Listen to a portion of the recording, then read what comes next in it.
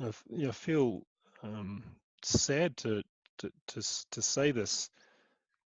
I see a real risk that we've been separated from ourselves and the rest of life for so long that we've kind of lost the way home. We've lost the path. Mm-hmm.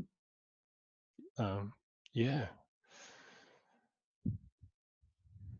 The pathway back to being humans, to being alive, to being embedded, enmeshed, and nested in our local communities and environments. Yeah. In a way that, like, the grand irony being that that's where we came from, and to me that's the only place in which human beings feel like fully alive and feel like they're doing what they're specifically made to do, and yet we're so far away. I'm Dean Walker, and welcome to the Poetry of Predicament podcast, a podcast for people brave enough to face humanity's challenges and problems, and most importantly, our numerous predicaments.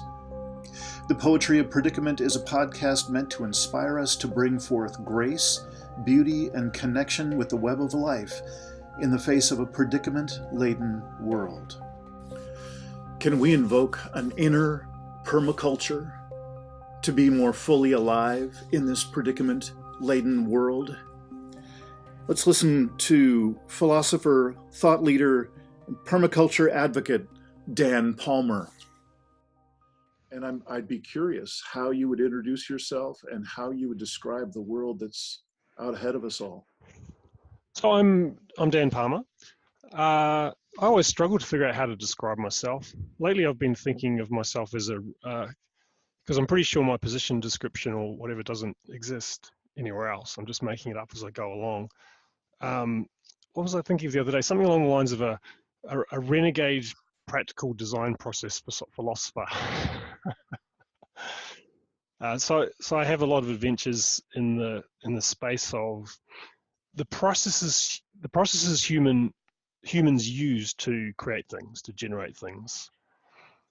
And for quite a while now, I've been working in the space of permaculture design for about 15 years. And from there, I've branched off in all kinds of different directions. I mean, I don't know if it's helpful to say more about. Is that enough of a nutshell in terms of? Yeah, that works completely. You've Great. included Okay. as many elements as that I know about you and a couple more. And I'm just going to so shut if you this want door. to slide into the world that you see out ahead, that would be great. All right. Yeah. So, I mean, the word predicament came to mind because I know your show's called The Poetry of Predicament. Yeah. And at a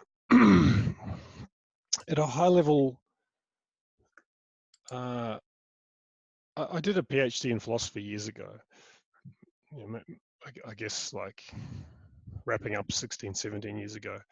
And one thing I became concerned about in the process of those adventures was I just had this little dungeon at the bottom of an education faculty, and I had an amazing supervisor who was very supportive, and I just got to follow my nose. And so I started in psychology and then ended up diving down to a place where the lines of division or distinction between the different disciplines started to dissolve, so into philosophy and the whole lot, economics and anthropology and sociology and whatever else. And one thing I started to bump up against there, initially in the domain of psychology, but then realizing how it was really applied to us modern civilization as a whole, is some of the entrenched separations or splits or dualisms, bifurcations, or whatever you want to call them, between things like theory and practice or mind and body, and in some ways the fact that we know a lot about ways of being and doing and creating and living that have a lot of promise and sort of resonate with who we are as people, and in general we're not doing that stuff. So that itself was a conundrum, along with the very deep entrenched severance or split that has occurred between human, what we think of ourselves or humans, and the rest of life, the rest of living systems. Yep. And how that relates to there's a whole lot. I mean, as soon as I started to get into it, it's kind of mind blowing, because there's just so many of these fundamental separations that our minds have been built up on top of, like right down to subject and object, which is, and the split between that is built into the very structure of our language. So the idea that which is when you start going into that, and that's related to the idea that the world is primarily made up of static objects, and then one object can do something to another object. So, for example, with the subject verb object, subject predicate structure of the English language, you need to invent a thing to make something happen. So, so things do the action. So, for example, we can't say, we say things like the river is flowing or it is raining. We have to invent an it to do the raining, when the reality is it's just raining is happening. So process becomes secondary, and you start to realize, wow, that's all related to kind of, I mean, Descartes cops a lot of the blame, rightly or wrongly, but the mechanistic view of the world, where we see things as the world is composed of, in a machine type framing, so separate static objects, and then at some point when we've broken things apart, we can hit the go button and see things flowing together.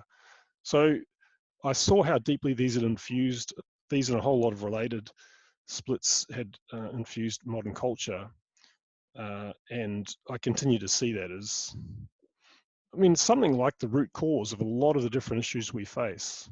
Yeah. If you dive deep enough, that's where you mention for a moment that we're exactly on track with one another. That, I wrote a book about a similar, not nearly as academic, not nearly as extensive as yours, but my own process of researching in order to confirm the abrupt climate change information that I ran across about 7 years ago, and then fell into a number of other measures of our human impact on this ecosystem on Earth.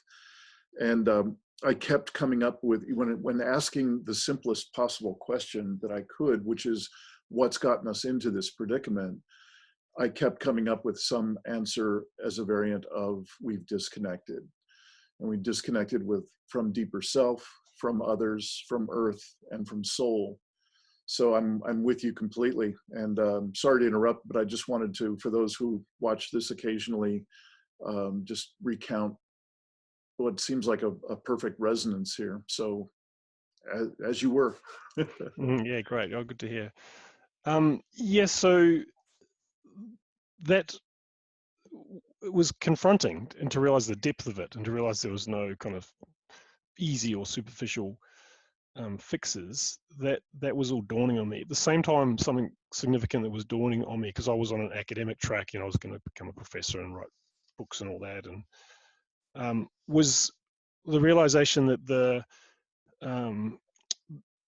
what had happened in academia and in a lot of sciences as well, the idea that these things originated out of practical lived questions that people had in their lives, in the mundane reality of day-to-day lives.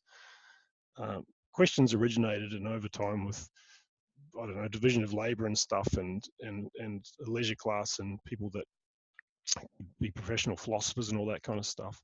They sat with these questions, and the idea was that they would arrive somewhere useful, and that would feed back in and enrich the domain of everyday life. But to realize that loop itself had been snipped, and so there was this, one of these separations was itself the separation between the kinds of abstractions that were being explored in an academic context and what was actually happening outside in people's lives, with the climate, with the ecology and all that kind of stuff. And I reached the conclusion that for me, I didn't see any way that I could get from, in a sense, the clouds of abstraction, the kind of ideas I was working on, how I could get from those to everyday life. And it was about that time that I just found, through a kind of interesting set of coincidences, I found myself sitting on a 2-week permaculture design course um, that was taught by a couple of characters, one of them being Bill Mollison, the co-founder of permaculture. And one thing that really, I was kind of like the perfect target in a sense. One thing that really impacted me over that 2 weeks was that a core part of the kind of fundamental premise of permaculture seemed to be about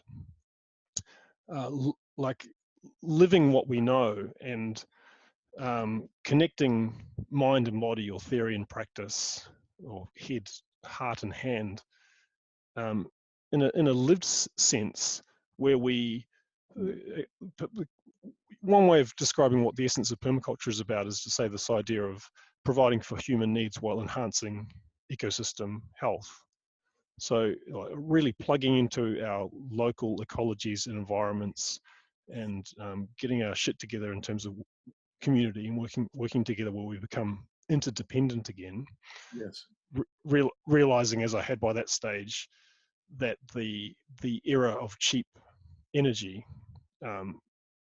has made all the separation possible, right? Well, a lot of these separations possible because when human beings evolved, you could not be, your mind could not be separated from body. You could not be anything but deeply integrated with the fabric of your community and the ecologies you lived in, or you just didn't persist. Yes. We've kind of got this weird energetic subsidy that's let us play the game of separation for quite a long time and get pretty good at it.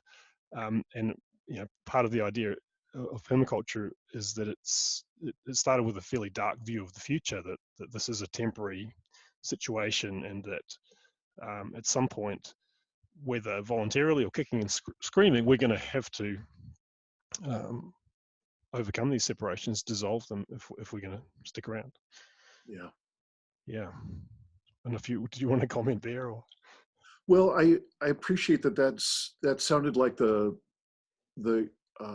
pivotal, the turning point for you. And it sounds like it took you out of the academic track and into something else. Yeah, that's right. Yeah. Yeah, it was a huge transition, leaving the ivory tower, and I kind of wanted to get away from that whole scene as much as I could. Like, one simple example was I transitioned in a fairly short frame from spending hundreds and hundreds of hours crafting these articles I would write, using lots of long words and long sentences that at the end of the day, perhaps 3 or 4 other human beings would read, engage with, mostly just because we were in the habit of reading each other's stuff or whatever. That said, some of that stuff I get these notifications from a website called Academia, and some of it is getting a little more circulation these days. But I went from that situation to wanting to do stuff, and that was primarily a mental exercise, as kind of practically in the most embodied way that was as useful to as many people as possible. So one thing I learned how to do and got into was making sourdough bread, where you have actually have to knead the bread. You got to think about it and do some research, but you make it with your hands and your body as much as your mind. And then you've got this thing that was at that stage, maybe that was earlier in the whole gluten intolerance thing, but it was something that most people could appreciate and would find useful. And then, in conjunction with doing the permaculture design course I mentioned, I started like learning how to grow food and partnering with people on the same page, and that reoriented my life. And Yeah. that was 15 years ago. So 15 years ago, I don't want to pretend to know you at all, but what that sounds like from over here is a transition, a life transition that took immense courage to go from the stability and the tradition and so on of an academic career into something completely different and far less stable. Can you say anything about that? Yeah, I mean, looking back at the time, I think one thing I'm grateful for was that I didn't have a family yet. I was used to being a poor student, Mm. effectively, so that removed a lot of fear that would have otherwise been present around, how am I going to pay the mortgage? How am I going to feed my kids? That kind of stuff. So there was certain. When I think back, there was a lot of joy as well. There was also a lot of the motivation was around. I just lost heart. I just was one thing I remember doing is I'd look at academics that were 20 or 30 years further down the path that I was on, and see these kind of massive minds sitting on these not particularly healthy bodies, going up and down the Yeah. elevator, playing with words and thinking, okay, so that's where I'm heading. If I continue on this path, that's where I'm going to head, and that kind of terrified me. It's like that is not what I'm here to do. It's not. Yeah. And so it was a reaction against that. Yeah. So I'm curious, maybe we could just jump back and forth in time Mm. from that transition time to now. And one part of what I'm after from you, because it's obvious that you have an extraordinary seeing in the world. You have a considerable ability to scan and see the world in a good way. I'm curious what you see and what concerns you most when you look out at our world now. I'd say I feel sad to say this. I see a real risk that we've been separated from ourselves and the rest of life for so long that we've kind of lost the way home. We've lost the path. Mhm. Yeah, the pathway back to being humans, to being alive, to being embedded, enmeshed, and nested in our local communities and environments Yeah, in a way that, like, the grand irony being that that's where we came from, and to me that's the only place in which human beings feel like fully alive and feel like they're doing what they're specifically made to do, and yet we're so far away of that, and of course we're so miserable because we're so removed from that. And yeah, sometimes there's a kind of almost a romantic. I remember chatting about this when I did a brief stint in an office in Melbourne, chatting with people about the environment. And so I remember someone would sort of gaze out the window into the trees in the far distance and kind of with a wistful look, yeah, the environment. I wish I had more time to get out amongst it. But it was this thing that was over there somewhere, and yeah. they'd kind of reluctantly come to the kind of, in a sense, made peace with the fact that no, that's, I'm gonna live an industrial life, and yeah, that's how it is. Well, Dan, I'm curious if we could just jump back and forth between these 2 points again. So Mm. what you're seeing now, I got it. And would you contrast that with what you saw 15 years ago if you did a similar scan? What did you see then? And how are the two times different? How is it Mm. different now than when you checked out from academia 15 years ago? Yeah, it's a great question. So I'm just thinking this as I'm saying it. I mean, I don't know about wiser. I'm certainly older now, and I've seen more of the world and explored some of those questions that arose back then earlier. I mean, there's a couple of forces at play here that come up for me. One is that um, the stakes feel higher now, and I think that's pretty evident. That's the way it feels for a lot of people. There's a huge amount of energy with things like Extinction Rebellion and so on, Mm-hmm. uh, and a more generalized awareness that we're playing some sort of end game.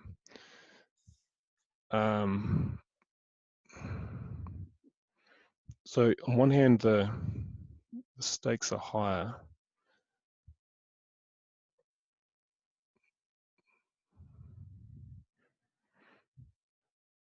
on another,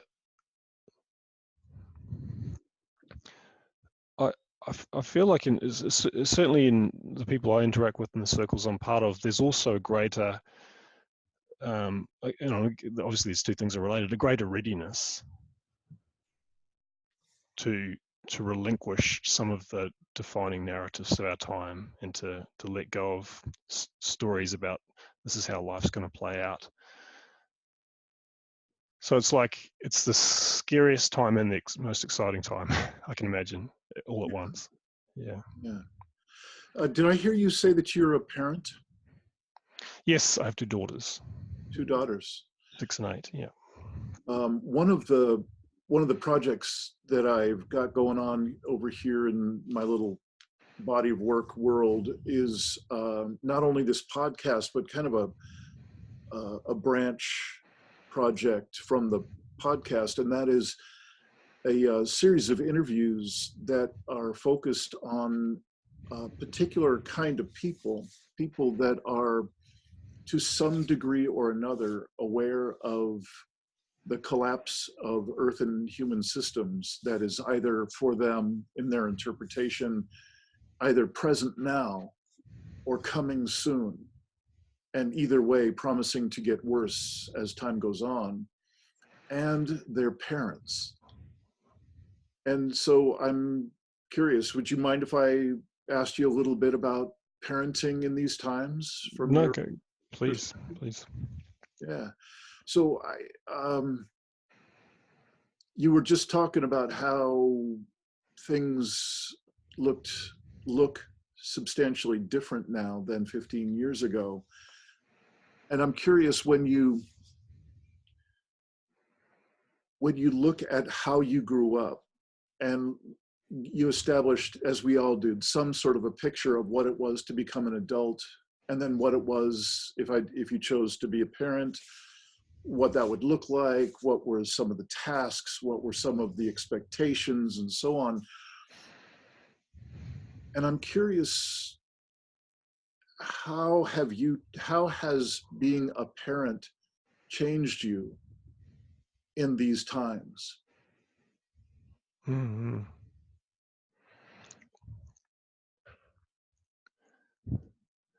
Well, there's a couple of layers there for me. One is how has being a parent changed me, full stop, and then how has a parent in these times been. I mean, one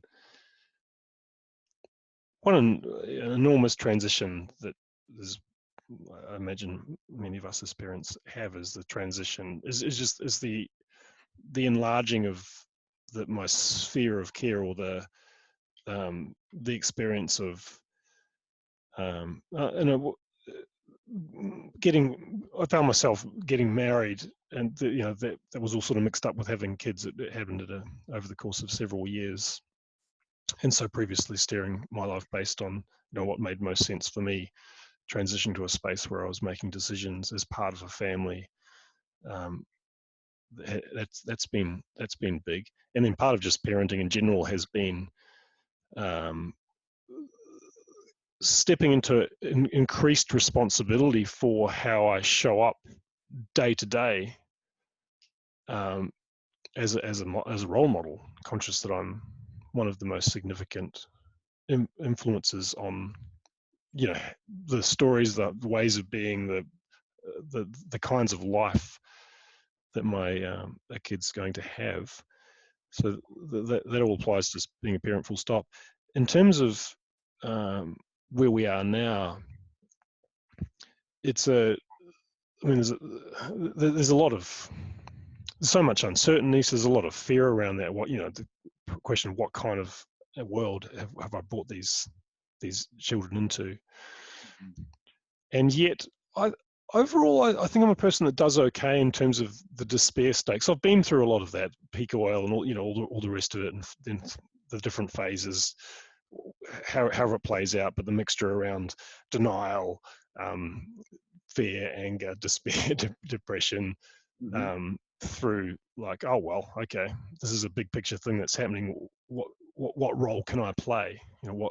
Who am I uniquely, and what can I bring that's called for in these uncertain times we're part of?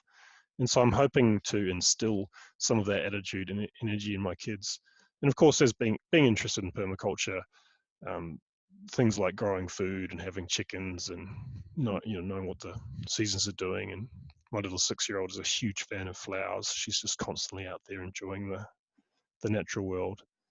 That all feels great. There's certain tensions week to week around. They go to a lovely school. It's a little Steiner school that has a lot of beautiful attributes. Yeah. And yet it's a school, and there's certain things going on that I wonder what kind of stead that will stand them in the future. Yeah. Yeah.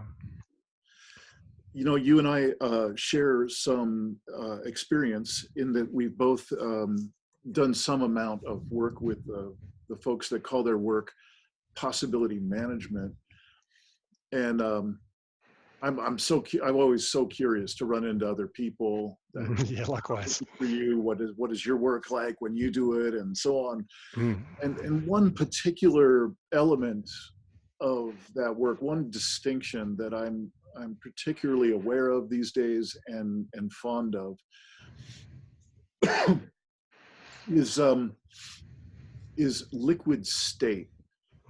It's not the only methodology that uses something like those terms for what it means when they lay out that distinction, which in my interpretation is a malleability to something that up till now I might be holding on. If I'm an average person in this world, which I certainly am, I've been taught with everything, every stitch of my experience has added up to hold on tight and don't let things change. Keep it as minimal as you can. And the tighter you can hold on, the more you can have this sense of control, because the world is very threatening to that. The world wants to bring unexpected things, and that's not good, and so on and so on. So if my experience of liquid state is the shifting of my relationship with that holding on and with the world outside of me, not to mention the world inside as well, so that I can actually, instead of immediately backpedaling and repelling myself from the threat of change or other influences, I actually invite that formerly terrifying experience of that the edges of things starting to dissolve, of the fabric of what I call normal starting to disappear. And while it can still be plenty disturbing, it has long since become something that I lean into. I consider it a really healthy and even sometimes joyous experience to lean into that state now. And I'm curious what you might say about liquid state and how it shows up in your experience. And I'm also particularly interested if you would share how you see that showing up in your own children, because it seems like they're at a perfect place in their lives, young and still malleable. And if they have such a potent role model as yourself, showing that one element of what you're role modeling is liquid state and what's possible if one allows and invites that, how is that showing up for you, and how's that showing up for them? Great question. Yeah, I mean, I came across a book, funnily enough, in a permaculture context on possibility management last year, and I read that, and it was like it was written for me. Just devoured it, and I actually felt some sort of weird connection with the author, Clinton Callahan, simply by having read the book. And then, as fate would have it, a workshop that he was running, which is called Expand the Box, where, as you know, expand the box implies kind of liquidizing the box first, going into a liquid state. And so I got along to that only earlier this year. And so possibility management has been a huge part of my year. And since then, I've done one of these labs that then makes you eligible for, where you, as you say, a core part of the whole approach is is breaking the mold of kind of standard entrenched holding patterns. And for me, it's often about getting to a place where the mind, I don't know if it allows it, or it's in a space where it can let a liquid state happen, which is when the intelligence of your greater system kicks in, your body and your energies and your emotion, your feelings, and things get liquid, things get crazy. And it's been a similar journey for me as well, like quite a terrifying thing at first, and now something I lean into, and something increasingly in my work I support to happen as soon as possible. So I'm in the languaging of possibility management. They have this phrase "game world," where a game world is just it's an approach, a set of agreements and rules. Possibility management itself is a game world. Permaculture is a game world, and I've realized that I'm a serial game world creator. So I'm always creating lots of different game worlds, and one of those is called holistic decision making, which supports people to relax, to fall into the space of making decisions that honor the whole, and are not so reductionistic or part focused. And increasingly, I'm bringing in possibility management into that space where we're in the circle together, and really I'm finding that very edgy and exciting for myself to hold space for people to fall into a liquid state. Where in the past it's like, oh, something's wrong, like give them a tissue, or because often it's literally liquid in terms of what's coming out of your eyes. Now realizing that as I've learned from possibility management, that the sooner the better. And once you're in a liquid state, the real work can happen. And that's, I've also been deeply inspired, and I'm learning a lot from an approach called living systems thinking. And interestingly, living system thinking and possibility management have an overlapping lineage in the work of Gurdjieff and others. And they use this word regeneration in a way that fascinates me, that relates to liquid state, in the sense that they say authentic regeneration always involves kind of getting rid of all the fluff and going back to the core, the essence, the unique, enduring character of whatever you're dealing with, a person or a family or a business or a landscape, and then growing fresh tissue from that place. And to me, that's what's happening in possibility management. You're kind of getting rid of all the fluff, and often the fluff is the stuff we're holding on to most tightly. You're just letting that go, and creating space for the uniqueness of the person, whatever it is, to come forth. And one way that shows up for me is, just several days ago we finished a 2-week residential course on permaculture, where there's all these different layers happening, and I'm bringing possibility management in by stealth. But in the closing circle, supporting a shift from people going around talking their experience in kind of generic ways, where the things someone says, like any of the people in the room could have said that, to a space where the thing the person says, no one else could have said that thing, because they're talking from what's alive in them, what's happening in their beating heart, what's the nature of the fire they're feeling inside, and that can't really happen without them going into liquid state. And of course, well, not of course, but one thing I've noticed happening increasingly is that when you can hold space, or you're in a safe space together, and one person liquidizes or goes into liquid state, it sets up a kind of catabolic reaction or something, and suddenly you're going into liquid state together, which is a powerful thing because it's real, it's fresh, it's authentic. It's like we're cutting to the chase here and realizing how much of our time I want to say the word waste in ordinary, superficial, inauthentic patterns of thought and communication and all the rest. And the funny thing is, I'm realizing with this work too, is that all of our souls and hearts are craving for this. Yes. And simultaneously terrified of it, And as you're talking about liquid state, thinking about A, in the context of parenting, and B, in the context of where we find ourselves in this historical, cultural, ecological moment in history, is that one way or another, at a cultural level, we are going into liquid state. You know what I mean? And so the more people that can be, and this is one way I like to think about permaculture, which is saying that at some point we're going to need to dissolve separations and actually learn how to be interdependent with each other and with our local ecologies to provide what we need, hopefully in a ecosystem enhancing way.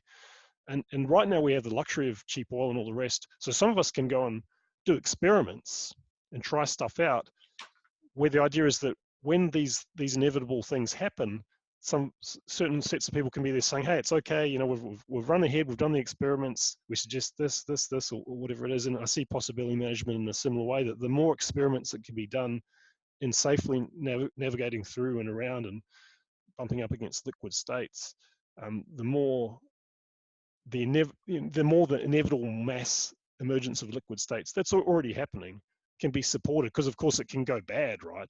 Like damage can be done if the space isn't held properly and all the rest of it. And just to wrap up this line of thought in terms of kids, in parenting, one thing that I'm very conscious of is kids are constantly going into liquid state, and kids are also much closer to source. You know, they're born into their essential uniqueness. Yeah.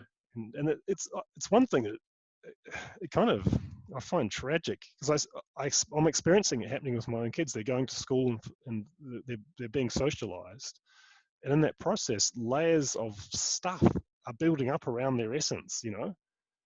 And I'm conscious that down the track, yeah, like I'm going through, you're going through, there's going to be work to be done to start to crack those layers open. And yet I don't see any way around it. It's like, to become part of your culture, you need to build these layers up, what they call the box and possibility management.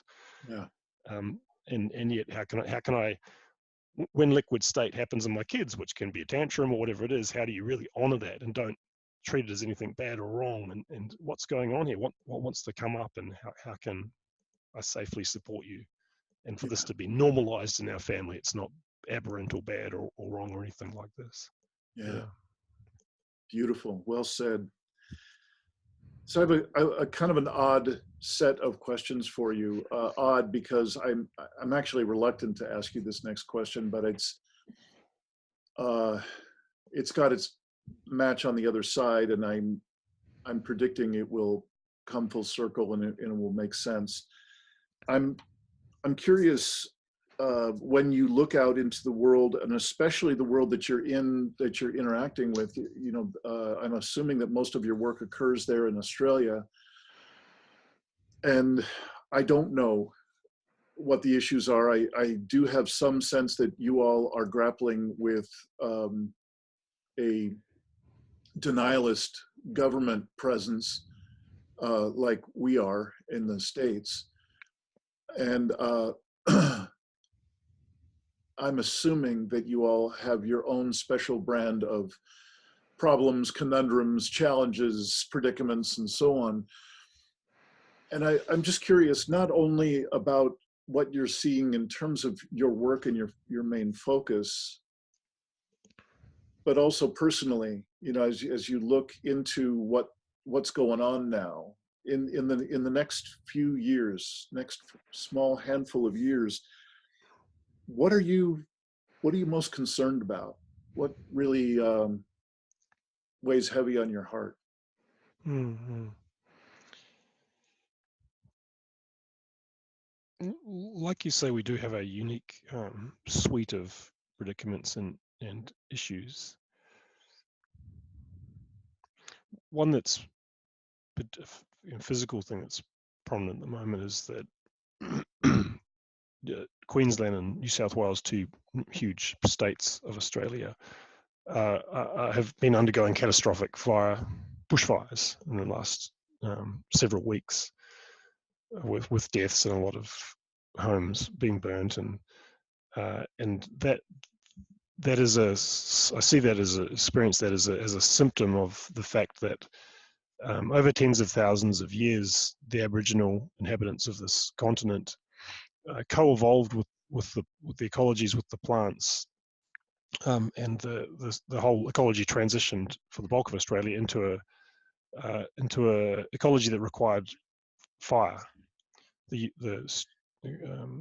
conscientious use of fire to steward the system and steer it and maintain the diversity of mosaics and all the rest of it. And over the last couple of hundred years, the sophistication of that management has been lost, and even the knowledge, the ability of how to do it's been lost, meaning that most of Australia is a ticking time bomb, and it's a big deal. and that with climate volatility and going into increasingly hot summers and all the rest of it, that alone is a very visceral fear that I and so many other people face.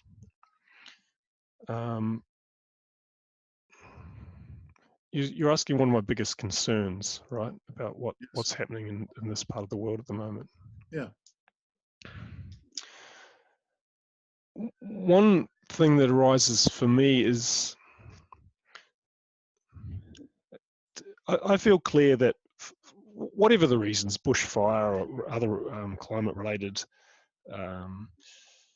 crises, or whether it's economic or social, or to do with energy descent, that I make a distinction between the kind of the reality of what happens and the I don't know if I'd say the psychology of what happens. And so I'm conscious moving forward that a lot of people are going to have a certain narrative and a certain set of expectations about how life is going to play out. And that narrative and those expectations are going to be taken away from them. They're going to be removed. And that is going to generate unprecedented amounts of trauma and suffering and crisis. And in that liquid state, in a space where without preparation and holding, yes, there's so many ways that can go bad. And yet the sad reality to me, and I can almost, to me, this it feels like it's already happening. It seems so clear to me.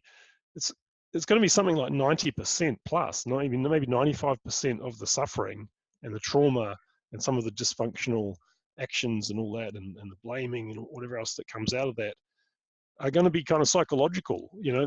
That where maybe 5% of it actually is the impact on the reality of what really matters to me. Because it's probably that liquid state thing, and how we're part of what we're holding on to is all this stuff that in many cases is actually contributing to our misery. Like however many houses or whatever signs and symbols of success in our culture. So that's a big thing I'm anticipating, and I guess positioning myself to hopefully be of some kind of tiny bit of service to. Yeah, thank you.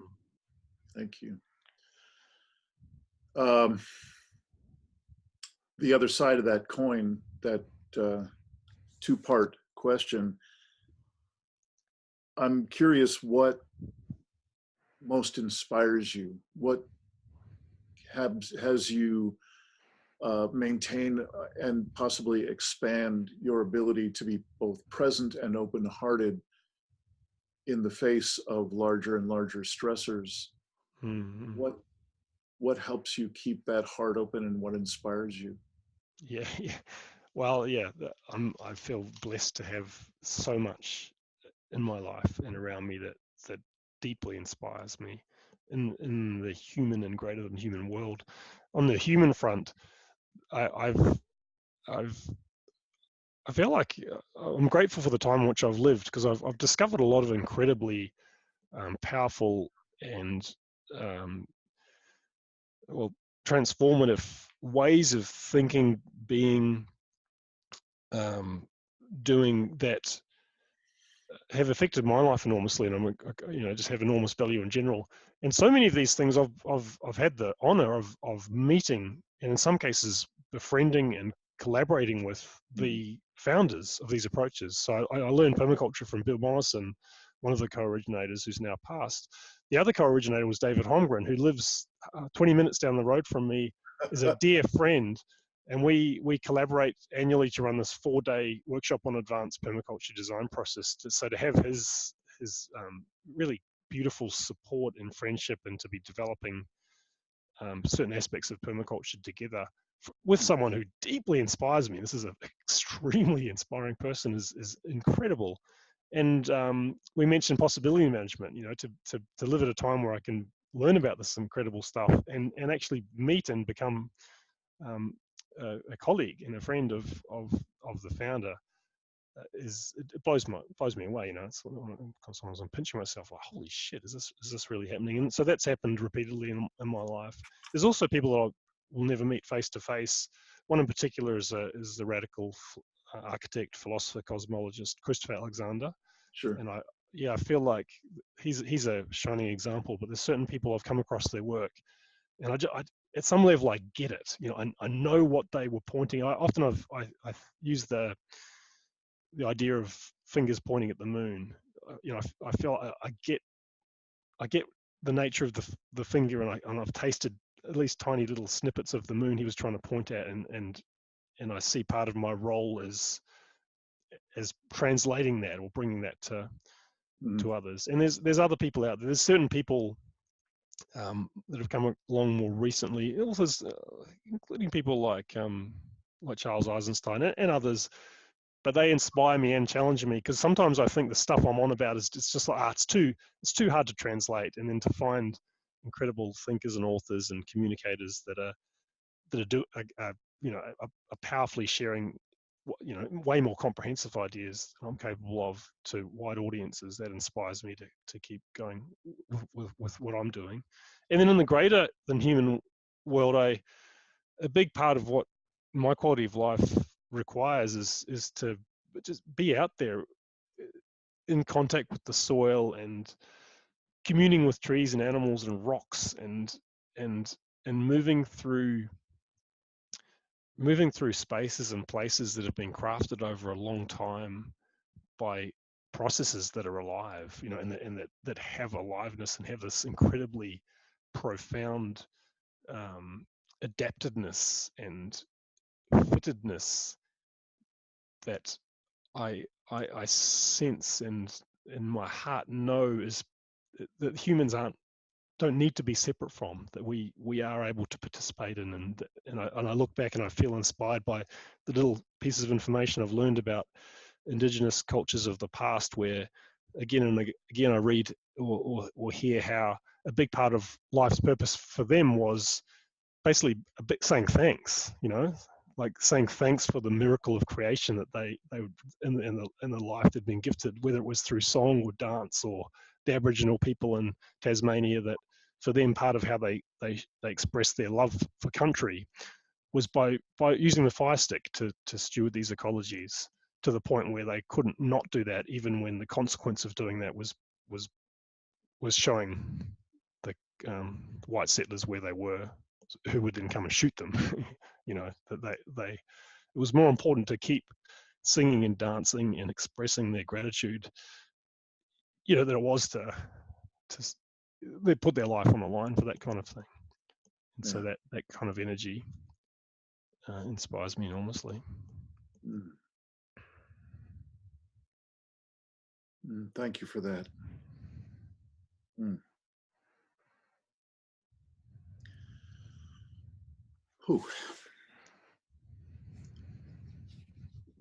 The last question I've got for you.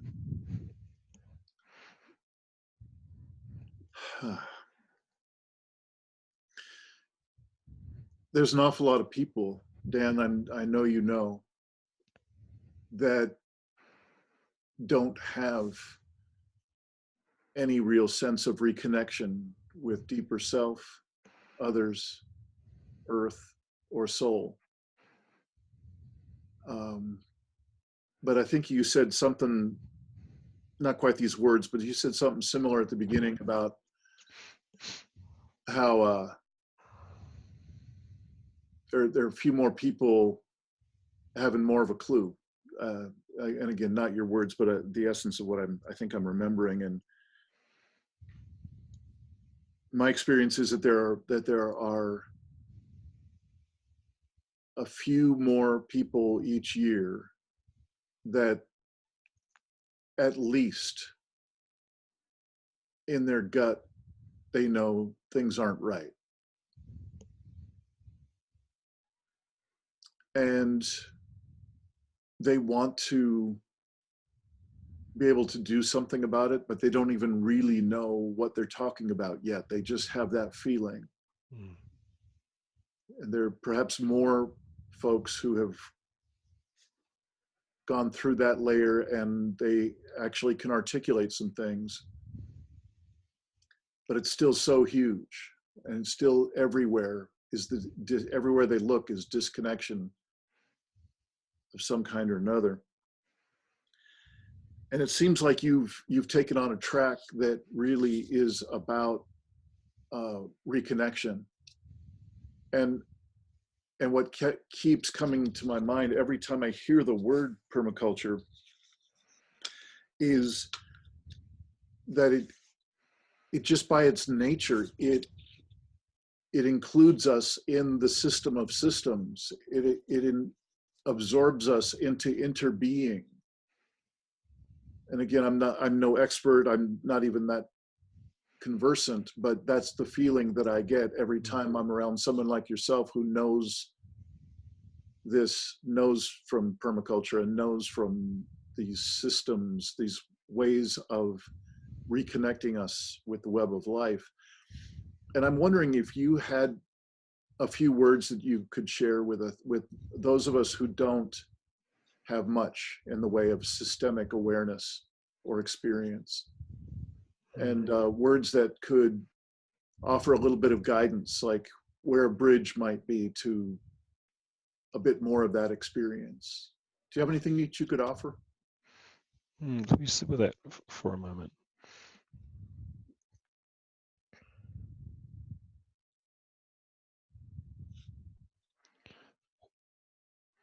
A couple of things come up for me. One thing that comes up for me is,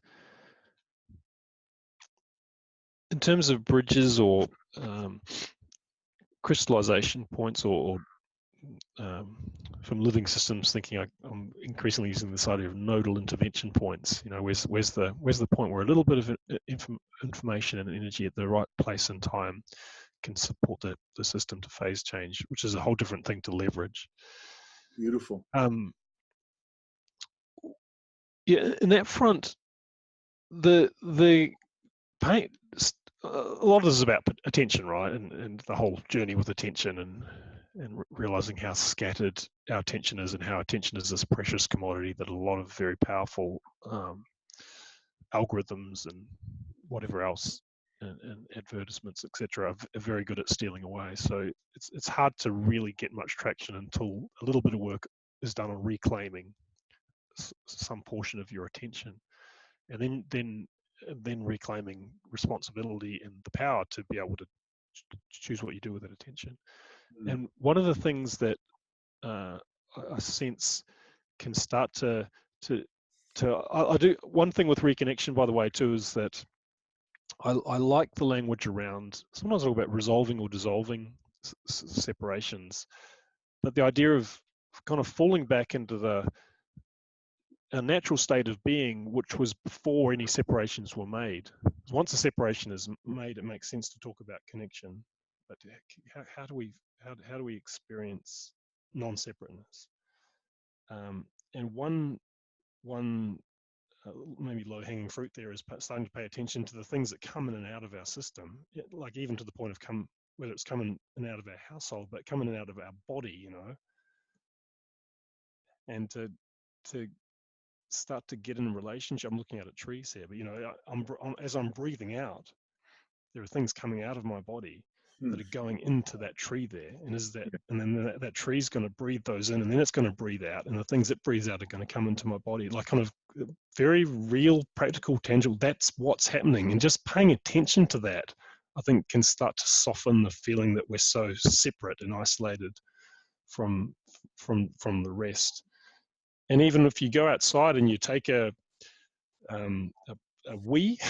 pee on the grass or next to a tree, realizing that the earth is gratefully receiving those nutrients, and then when you eat or drink, you know, some sort of food or nutrients, those things came from a plant or an animal that ate a plant or whatever. You know, that there are, whenever you look for them, there is these threads and cycles.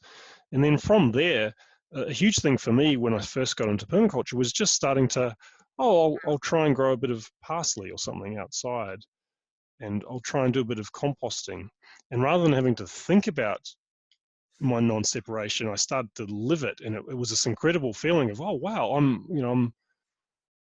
I'm threading myself back into the earth by like putting my hands in the earth, and then by I'm growing some food, and some of that food I'm eating, and some of it's being composted, and I'm cycling it back through. And each of these little practical things I started to do, and they can be really, that's a huge thing in permaculture and other approaches like this, is start small. We tend to overshoot and have these grand ideas. We're going to transfer the whole backyard to food production in 2 weeks. Like, just like Bill Mollison said it beautiful, just start with a square meter outside your back door, just a square meter, Right. and get that under control and enjoy it and notice stuff. And then hopefully the game is on. A huge part of it, of course, with anything like this is finding sympathetic.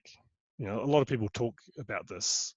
They come to permaculture courses and say, I've been feeling these things and wanting to explore these directions and take these steps, but no one gets it. People think I'm crazy and all that kind of stuff. So, and there are people around. There are people in your area that are experiencing similar things. I mean, one thing that gets me again and again too, and I had a strong experience of this in the close of this big workshop a few days back, was this common theme of, I've always felt so lonely, so disconnected, and that everything was just kind of wrong.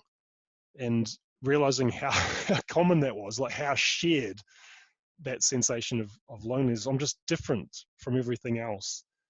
And realizing that that so many of us are feeling that inside the conversations we're having, and if we can just start to crack things open and come back to where humans were in this together, that little by little we can shift. And and a big thing too is in our culture, and this is one thing that's infused permaculture that I'm doing some work to try and help shed some attention on and maybe dispel to some extent, is the idea that we need a plan. We need a rational, intellectually crafted plan of action that spells out where we're going to be today, next week, in a year, 2 years, or a pretty picture of where everything's going to go in our new garden before we can start.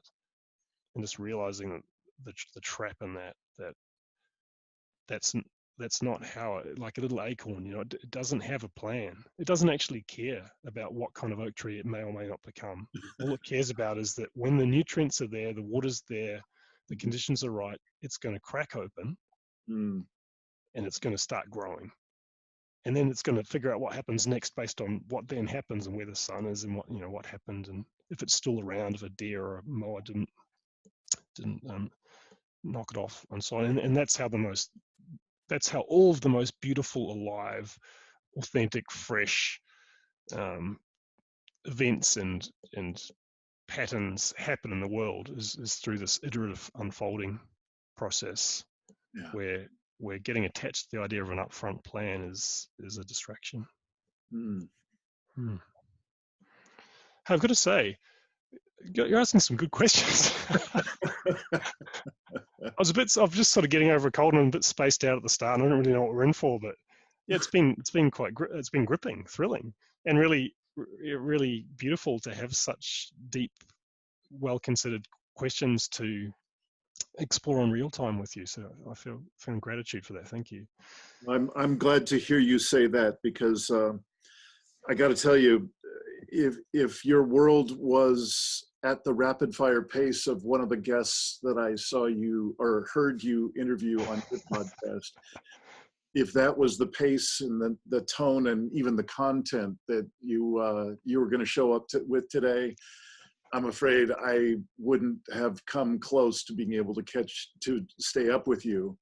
And I don't think we would have had a very long conversation. And I've just been enchanted. I got to say, Australia is lucky. The whole engagement with permaculture and similar fields in Australia is lucky to have you. I just think that these are the times of finding our people and finding our truth and living that truth. And just moment by moment in this conversation, it's very, very clear to me that 15 years ago, well, probably long before that, but 15 years ago for sure, you got on that track. And it's really just a pleasure to meet you. And I've learned a lot, and I look forward to following you in your podcast and whatever else you put out in the world for folks like me to be able to read or see or participate in. Thank you so much for spending time. It's a pleasure to meet you, Dan. No, likewise. I really look forward to continuing the conversation. Maybe asking you some questions. All right. Anytime. As long as it's not too permaculture oriented, I usually can find something to say about almost anything. Yeah, and I'd love to hear about the game worlds and projects and yeah, the things you're up to and exploring and your journey in the space also. Yeah, thank you. I imagine we could find a number of days worth of things to talk about as we maybe I can come and participate in one of those multi-day permaculture adventures that you do. That'd be welcome. Yeah, amazing journeys. Dan, thank you for your heart. Thank you for the work that you do, and go take care of your lovely family. And I look forward to the next time we get to talk. Thanks, Dean. Thanks so much. Thank you, brother. Cheers. Thanks for watching another episode of the Poetry of Predicament podcast, produced by Dean Walker and the Living Resilience Alliance, www.livingresilience.net. Also available on our website, www.livingresilience.net, is a wide array of articles, online learning series, arranging group and individual resilience coaching, and sign up for our every other Tuesday free support group that we call Safe Circle Calls.